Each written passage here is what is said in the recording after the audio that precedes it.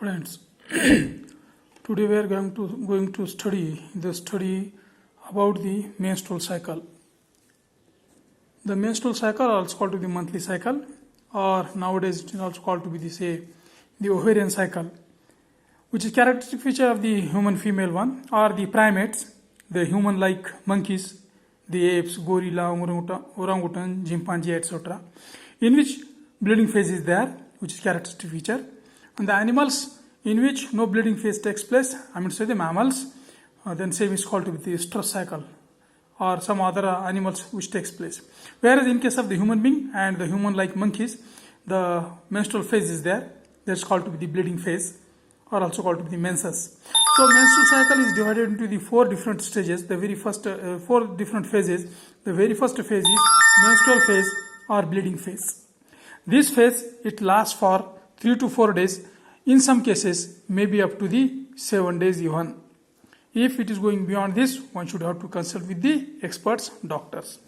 So this menstrual phase or the bleeding phase, in which there is flow of the blood is there, the unfertilized egg, the endometrium thickening of the womb, and so on.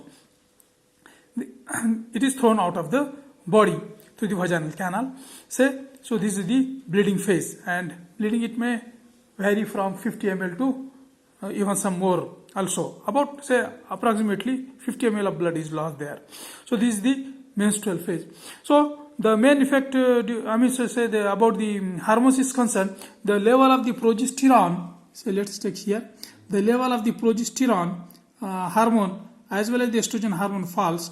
The FSH it start to work its own functioning. So this is about the bleeding phase. The next phase is that of the proliferative phase, or also called to be the follicular phase. During this hormone and during this phase, it starts from 5th to the 13th day of the menstrual cycle. Menstrual cycle, it starts when on first day, when the spotting takes place, that can be calculated as the first day, and subsequently the days can be counted one. So proliferative phase, or also called to be the follicular phase. During this phase, that development of the follicles takes place. That is called the proliferative phase. The estrogen hormone is required.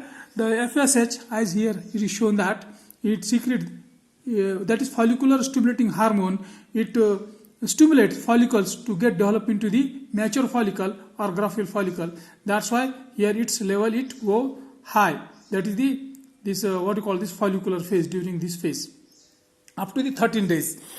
Then the main role of the hormone is about the development of the follicles. That's why this is called to be the follicular phase.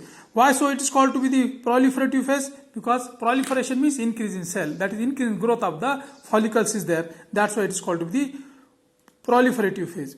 So the next phase is that of the ovulatory phase or ovulation, which approximately in a well balanced, or we can say that if physiological and physical conditions they are well, it exactly takes place. That ovulation or release of the ovum from that of the Graafian follicle or mature follicle, it takes place on 14th day of the MC, and where the hormone required is LH. This is the important one.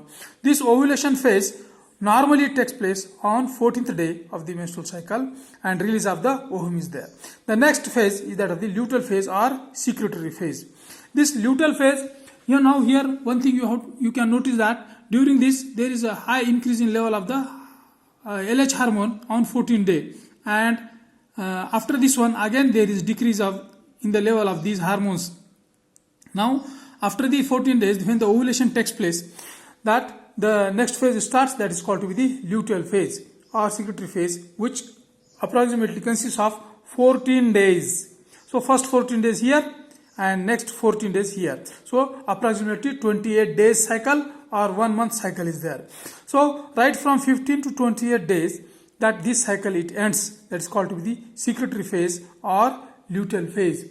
And during this phase, what happens that after the ovulation one, the remains of the egg is released, and which is picked up by the fibri of the oviducal funnel or oviduct, and the remains of this Graafian follicle now here it acts as the endocrine gland, and this remain of this Graafian follicle releases the hormone that is called as the progesterone. If pregnancy helps up, if no pregnancy helps up, then there is no secretion of the progesterone hormone.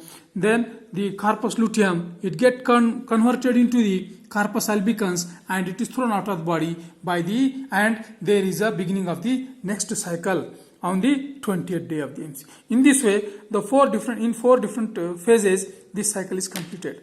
Thank you.